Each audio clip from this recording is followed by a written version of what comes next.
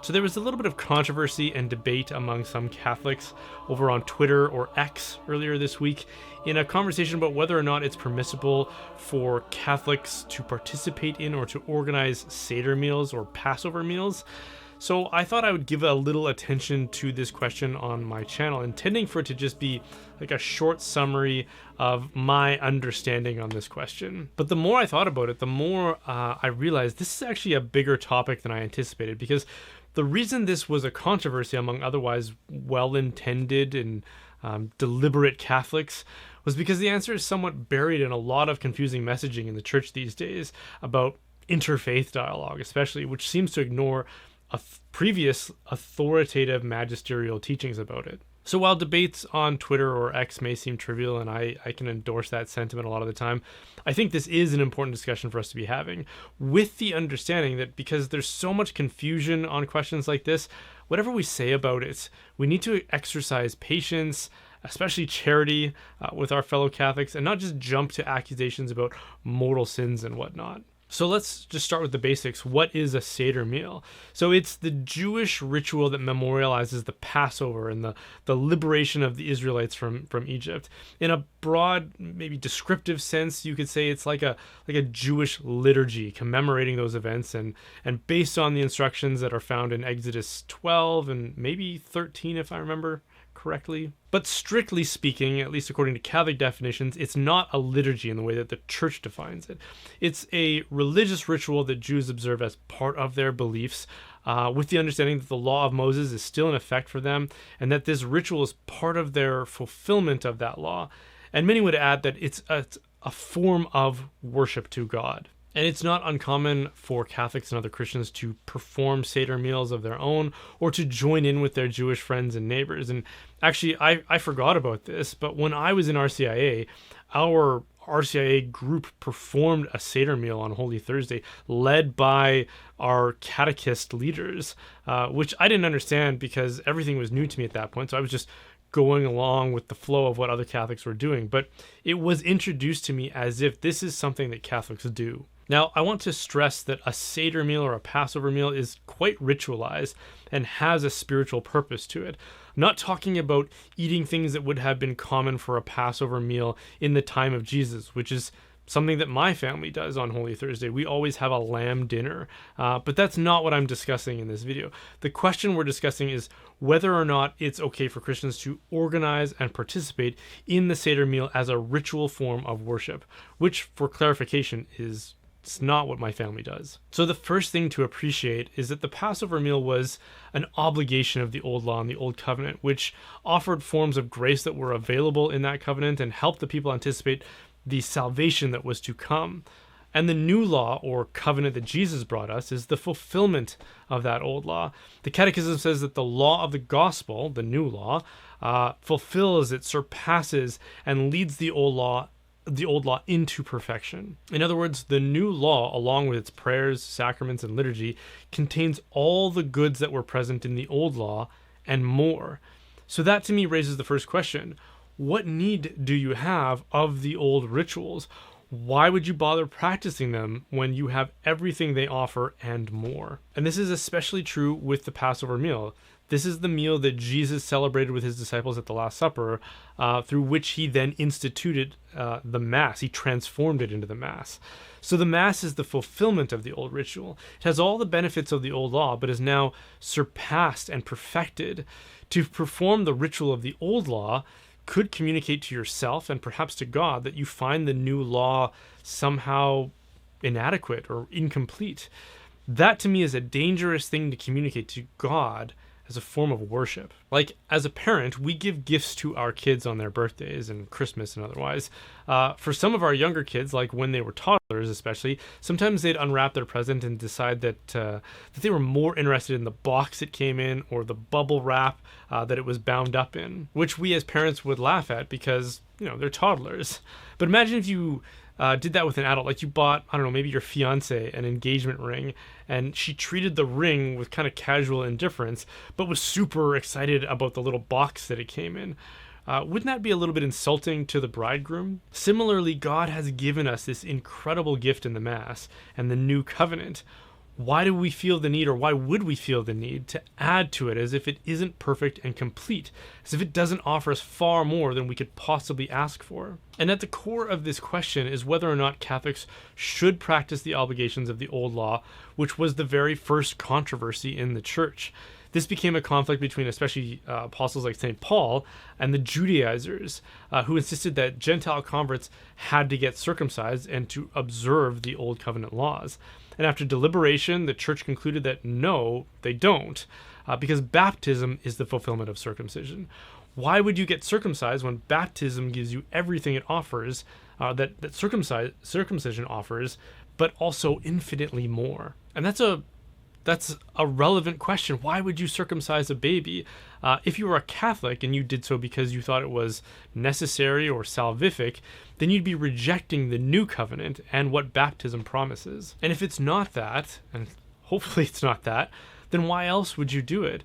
Because it's no small thing, and we shouldn't arbitrarily do things, especially significant things like that. We should have good reasons for the decisions that we make. That's a fundamental ethical precept. Okay, so those are the considerations I think we need to have in our minds as we explore this. But what does the church say about this? That's obviously fairly relevant to this question. So let's go back to the Council of Florence, in which an attempt was made at reunification with Orthodox churches, the Eastern Orthodox, with Rome, as well as the Egyptian Copts. Now, this is very relevant because the Copts were apparently practicing rites of the Old Covenant, which had to be addressed in order for them to be reunited with Rome. So Pope Eugene IV issued Cantate Domino, which was a bull as part of the Council of Florence that explained the conditions of being united with the Holy Catholic Church on this very question.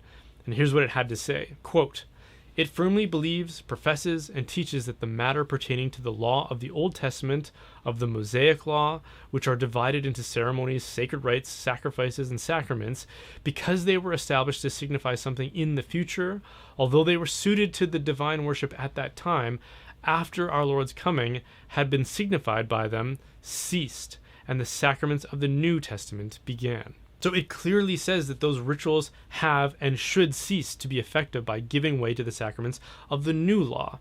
It then goes on to say, quote, "After the promulgation of the gospel, it asserts they cannot be observed without the loss of eternal salvation. All, therefore, who after that time observe circumcision and the Sabbath and the other requirements of the law, it declares alien to the Christian faith and not in the least fit to participate in eternal salvation, unless someday they recover from these errors." And then in Article 4 of question 103 in the Prima Secundae, St. Thomas addresses this exact question in detail. He starts by quoting St. Paul in Galatians, who says, "If you be circumcised, Christ shall profit you nothing." He then says, quote, "But nothing save mortal sin hinders us from receiving Christ's fruit. Therefore, since Christ's passion, it is a mortal sin to be circumcised or to observe the other legal ceremonies," which would include a Seder meal. Now, I said we should avoid accusing each other of committing mortal sins, and I just want to say, I didn't say that. That was St. Thomas. He said it. He's in a position to make those kinds of statements, whereas I don't really think I am. It's also critical to note that for a sin to be mortal, we have to perform it with full knowledge. So if people don't understand this, then, I mean, it could be a grave sin, but not necessarily mortal. But either way, given the gravity of what St. Thomas and Pope Eugene at Florence are saying here, it's not a trivial thing that we're asking. Several centuries later, in his encyclical Ex Quo, Pope Benedict XIV, in continuity with the Council of Florence, said this, quote, "The first consideration is that the ceremonies of the Mosaic law were abrogated by the coming of Christ, and that they can no longer be observed without sin after the promulgation of the gospel." But maybe you think I'm blowing this out of proportion, because maybe that's not what people who want to organize or participate in Seder meals feel they are doing. Maybe for them, and I've had people explain this to me, it's just a fun way to remember the Last Supper.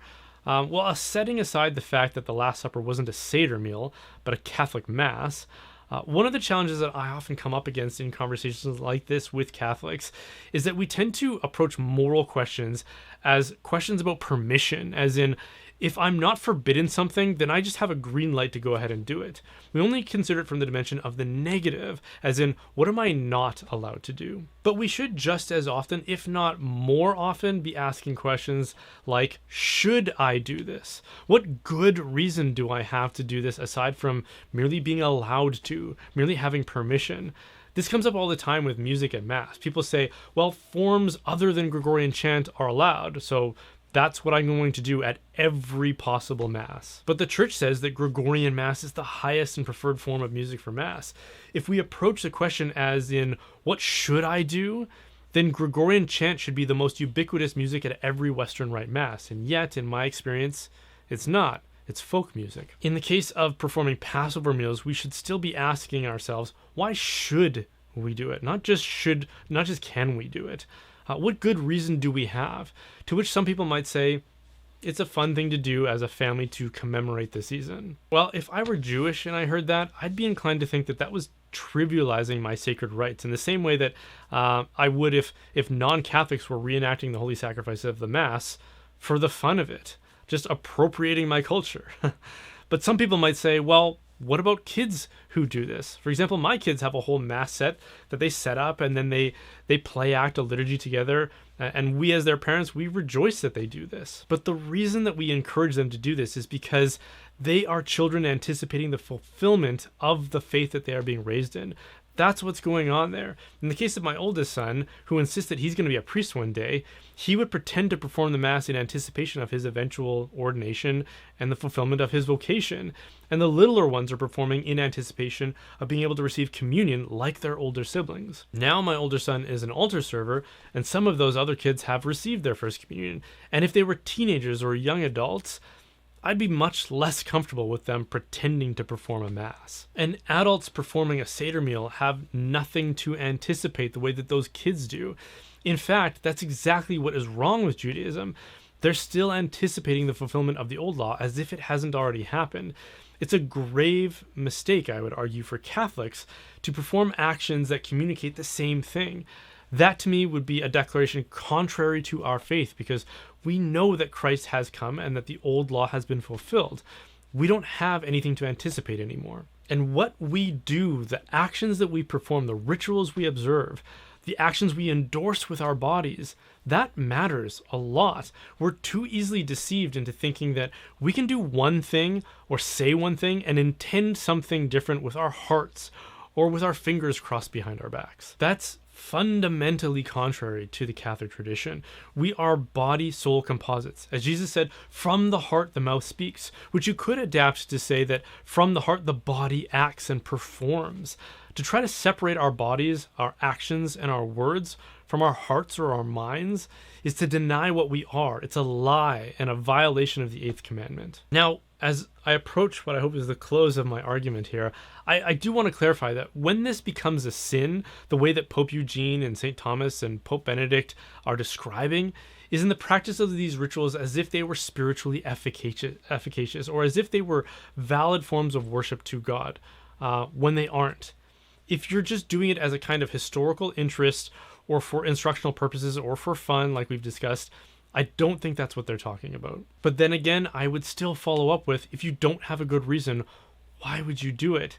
It's not a harmless toy to pick up and play with. We're performing rites that were instituted by God himself for the purpose of just worship. It's not a trivial thing. Why bother inviting the spiritual dangers that come with that without very good reasons? And again, considering the Mass as the true commemoration of the Last Supper, if you really want to recall those events, go to Mass, where you receive all the historical, ritual, and most of all, salvific benefits of salvation history. Okay, everyone, thanks as always for watching that. I need to share an update for those of you who routinely watch my channel, because I recently found out that that is refusing to recommend my videos in the algorithm because of my past defense of church teaching on certain, I have to be subtle here, like multicolored alphabet topics, which means I need your help more than ever to help me spread good Catholic content. Make sure you're subscribed with the notification bell to know when these videos are released. And if you can, like, share, and comment, that helps nudge us back into the algorithm. And if you want to help in other ways, you can join my locals community, where you can interact with myself and other like-minded people. We're also doing a monthly philosophy study with myself and a Thomist professor of philosophy. And seriously, how many opportunities are there for that kind of formation? It's been great, speaking from my own experience. So you can join at brianholdsworth.locals.com, or if you want to contribute in other ways, you can go to my website at brianholdsworth.ca/help.